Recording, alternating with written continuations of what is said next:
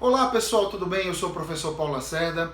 Estamos aqui em mais um vídeo super especial, porque além das dicas normais que nós passamos aqui na nossa disciplina, hoje vai uma prestação de serviço. Eu fico muito orgulhoso de ajudar uma, duas pessoas, para mim já satisfaz nessa situação tão grave que o Brasil está passando, o Brasil e o mundo, né, estão passando, que é essa pandemia desse vírus aí, dessa doença tão terrível, tudo bem? Bom, como é que funciona? Tanto para você aperfeiçoar os seus estudos, também aperfeiçoar a sua cidadania, ter conhecimento no que você vai fazer, né? Bom, pessoal, nós sabemos que há uma relação na saúde, que é o nosso parâmetro aqui, na relação entre o uso do sistema de saúde, que é o gasto público, e o tempo, né? O tempo de uso dessa pessoa. Então, por exemplo, você vai a um posto de saúde, você vai ser vacinado, você vai usar o posto de saúde, entre aspas, a saúde, durante 2 minutos. Chega lá, faz uma ficha, mostra seu documento, toma a vacina e vai para casa. Isso é rápido, beleza. Só que as internações, UTI, remédio controlado, acompanhamento controlado, tudo isso é muita grana que o governo gasta, né? E a gente sabe que saúde é uma coisa que não pode esperar. A pessoa tem câncer, precisa de uma cirurgia, precisa de um tratamento, não pode esperar, a saúde não pode esperar. Nosso corpo humano, ele é muito sensível, né? Então, com essa doença também, né? Então, imagine o seguinte, né? Bom, o mundo todo, né, não só o Brasil, tem um gasto, né, na área de saúde. Nosso Brasil, inclusive, eu pelo menos me orgulho muito de ter um SUS, né, que é o Sistema Único de Saúde, que aí atende com todas as suas falhas, tudo bem, mas pelo menos atende aí o básico, né, do Brasil, né? Então existe um gasto mínimo, como você pode observar aqui no nosso gráfico, existe um mínimo que o governo vai gastar para manter a dignidade humana. Então esse mínimo existencial, que é essa quantidade de gasto que o governo, né, despende, né, é justamente para manter o mínimo de dignidade humana das pessoas. São pequenas consultas, pequenos tratamentos, para que as pessoas possam viver, né, sobreviver, né? É o que o gasto público vai nos ofertar. Acima disso, a gente chama de reserva do possível. Essa reserva do possível tem esse nome porque justamente ela é o gasto governamental que pode esbarrar na limitação de recursos, não só financeiros, mas humanos e materiais. Hoje, por exemplo, que esse vídeo está sendo gravado durante, né, a pandemia do coronavírus, né, é a questão dos humanos, né? Existem poucos médicos, poucos enfermeiros, e aí para formar essas pessoas não é tão fácil, né? Não é tão rápido assim. Tem que ter a formação, tem que ter pós-graduação, especialização, enfim, estudar, enfim, é uma particularidade, né, nesse sistema de saúde, que é essa formação desses profissionais. Então, assim, qualquer gasto acima do mínimo existencial é chamado de reserva do possível. E essa reserva do possível é justamente para manter um conforto. Aí entra alguns gastos mais complexos, alguns tratamentos mais complexos, né, que porventura alguns outros países não dão para as pessoas têm que pagar do seu próprio bolso, por exemplo, o Brasil tem no Sistema Único de Saúde. Então, mas acima desse mínimo existencial, não levando em consideração a questão constitucional nem nada, existe um limite, uma escassez de recursos. Então, o que o governo faz? Ele vai dançando ali conforme a música, tentando fazer com que as pessoas tenham um mínimo de tratamento anterior, de prevenção anterior, para que esses gastos no futuro sejam minimizados. Mas olha só o que aconteceu, né? Acima dessa reserva do possível, são gastos abissais, que nenhum governo no mundo consegue, né, abarcar. Então, a incapacidade financeira, a humana e a material, ela é mais latente, ela é mais visualizável, né? Porque o gasto, ele fica muito grande, ele fica muito vultoso, não tem como o Estado nos abarcar, né? Então, o Estado não consegue nos atender nesse momento. Então, fazendo essa analogia aí com o sistema mundial, o que aconteceu então no mundo, né? No mundo, pessoal, principalmente pelo fato de algumas autoridades desdenharem, não levarem fé de que essa doença ia ser muito grave, né? Disseram que era mais uma gripe, etc, etc, não só no Brasil, mas no mundo, o que aconteceu? Houve um pico de consumo muito rápido. Então o problema desse sistema foi que o uso, né, da máquina pública de saúde foi muito rápida. Você percebe aqui no nosso tempo aqui, ó, né, existe um lapso temporal muito pequeno, onde o uso desse serviço foi muito alto, né? Então, como você pode observar, acima dessa reserva do possível aqui, ó, acima dessa reserva, muitas pessoas ficaram simplesmente sem ser atendidas.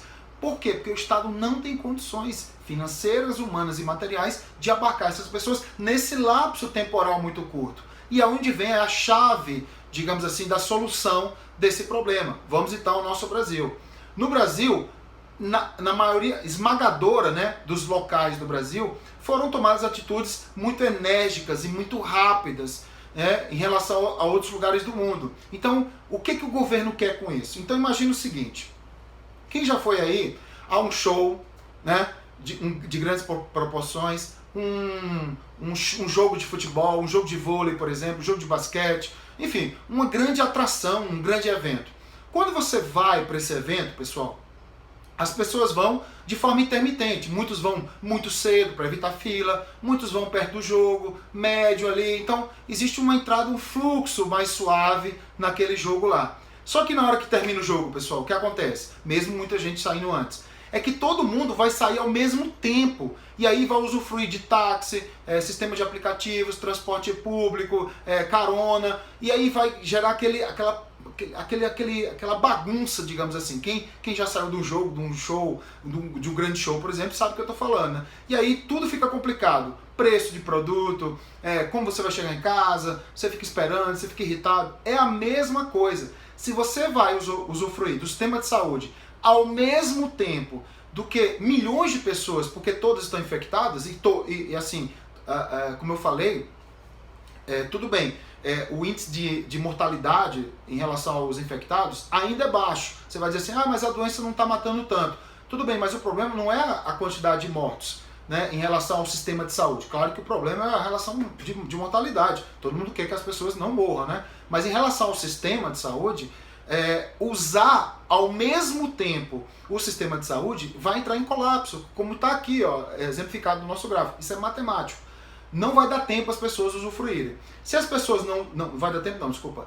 As pessoas vão usufruir ao mesmo tempo e não vai dar tempo, né, dos profissionais acudirem essas pessoas ao mesmo tempo. Então, várias pessoas vão estar à mercê, digamos assim, da sorte, porque não vai dar conta. O médico vai ter que tirar no uni, do unide, salamé, minguê, porque não vai dar tempo. Mesmo que você leve lá 200 profissionais, ele não vai dar conta, porque é muita gente usufruindo. E essa doença, apesar de o índice de mortalidade ainda ser baixo em relação ao número total, ela é muito grave, ela ataca os pulmões, ela deixa você sem ar. Então é muito grave ela, tá? Não é que ela tá gerando poucas mortes.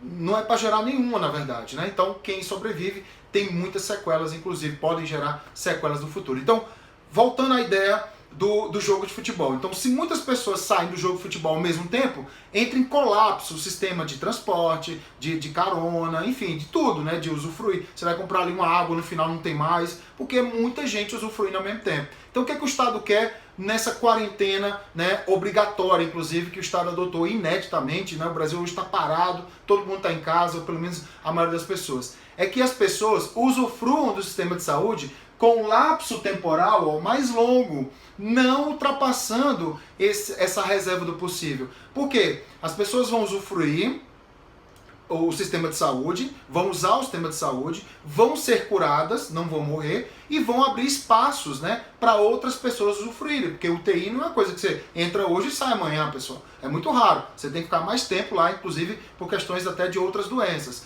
E mais do que isso, melhor do que isso, é que as pessoas usufruam com um lapso temporal maior ainda, que não ultrapasse o mínimo existencial, que o governo inclusive tenha recursos sobrando para investir cada vez mais na saúde dessas pessoas. Então, mais pessoas vão usufruir o sistema, só que não vão usufruir ao mesmo tempo, gerando aquele pico de consumo anterior que aconteceu em outros países que estão aí se lamentando drasticamente em relação ao que deveria ter feito anteriormente. Então essas pessoas vão usufruir o sistema de saúde, só que elas vão usufruir, vão ficar curadas, vão sair e vão vir outras no lugar. Então aí o sistema de saúde não vai entrar em colapso, vai ter um atendimento muito melhor. Seria mais ou menos, usando o jogo de futebol, por exemplo, as pessoas vão saindo paulatinamente do jogo. Por exemplo, o pessoal do bloco G, o bloco G então sai, vai usufruir do sistema de saúde, de transporte. Já veio o bloco H, sai o bloco H. Então vai saindo por blocos para usufruir melhor do sistema de saúde, no caso do jogo, do sistema de transporte, por exemplo. No sistema de saúde é a mesma coisa, as pessoas vão usufruir do sistema, vão se curar, né? Que bom que vão se curar, vão sair do sistema, vão para sua casa, e essas pessoas que vão ficando doentes depois vão tendo espaços, né? Espaços financeiros, espaços de uso pelo sistema financeiro, recursos humanos e materiais desse sistema. Então, o sistema vai ser mais eficiente na oferta do serviço, e aí, com certeza, no futuro, bem próximo, se a gente usar bem essa didática, essas pessoas vão começar a não ter mais a quarentena, vão começar a trabalhar de novo, e a gente volta ao normal, porque a doença vai estar controlada. Então, não existe segredo, não existe pirotecnia para atender esse sistema tão grave, que é essa doença tão grave, em relação ao uso do nosso sistema de saúde. Pessoal, você ficar em casa. Então, fique em casa. Fique em casa. Só saia quando for coisa de vida ou morte mesmo. Fique na sua casa, mantenha uma distância dos seus parentes, ligue para eles por videoconferência, enfim. Faça de tudo para não ter contato com eles, porque se você ficar doente, seus parentes vão ficar doentes, seus vizinhos vão ficar doentes, o Brasil vai ficar doente e o sistema vai entrar em colapso. Muita gente vai morrer, porque essa doença, apesar do índice de mortalidade, como eu já falei, ainda ser baixo em relação ao todo, se o todo aumentar muito, então vai aumentar o número de mortes. E a gente não quer que os nossos irmãs morram, né, por uma doença tão grave igual essa, por um simples fato de você não se comportar, digamos assim, transgredir as regras dos infectologistas, das autoridades, dos conhecedores, dos especialistas, e sair para a rua assim, a bel prazer. Não, só saia quando tiver uma obrigação inadiável. Fique na sua casa, tente resolver seus problemas em casa, porque aí você vai conseguir ajudar o nosso país, ajudar as finanças governamentais e, claro, vai diminuir as mortes e as doenças no nosso país. Então essa é a dica que eu passo para vocês. Replique esse vídeo para você, para os seus colegas, para os seus parentes, que ainda tem dúvidas sobre o que acontece com essa doença tão grave, como eu falei, e tão prejudicial às nossas condições, digamos assim, humanas e financeiras. Beleza, pessoal? Estamos juntos. Fiquem em casa e até o nosso próximo encontro.